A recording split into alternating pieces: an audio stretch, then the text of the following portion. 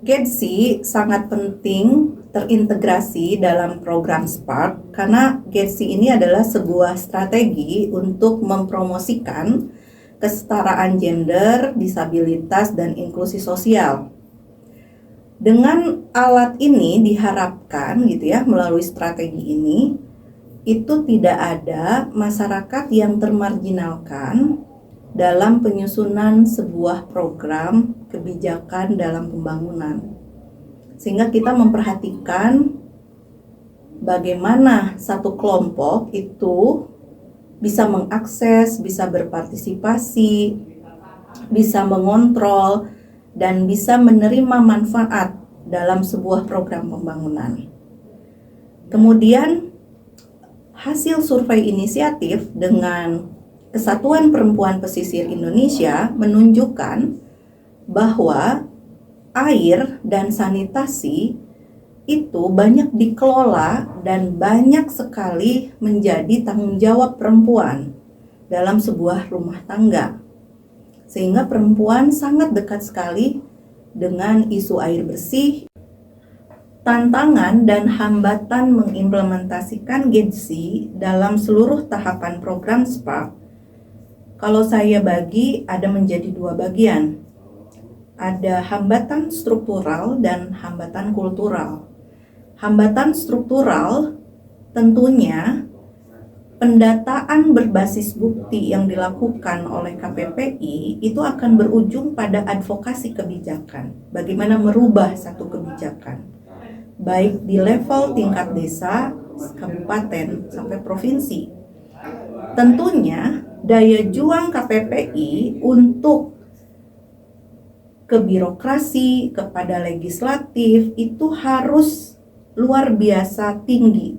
Harus audensi dengan bupati, dengan kepala dinas, dengan ketua DPRD, bagaimana memperjuangkan sebuah kebijakan air, sanitasi, dan persampahan ini. Kemudian juga hambatan kedua adalah bagaimana secara struktur birokrasi juga bisa terbuka terhadap suara dan aspirasi perempuan ini.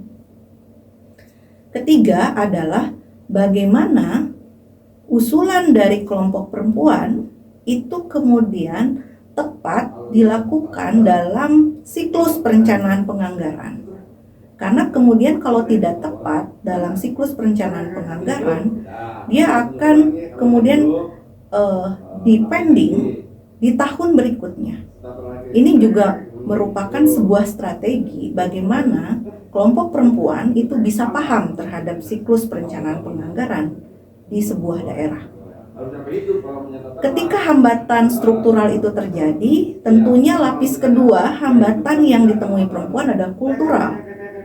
Bagaimana budaya patriarki yang tinggi di masyarakat itu perempuan misalnya tidak diperbolehkan atau tidak diberikan izin oleh suaminya untuk terlibat dalam forum-forum pengambilan kebijakan.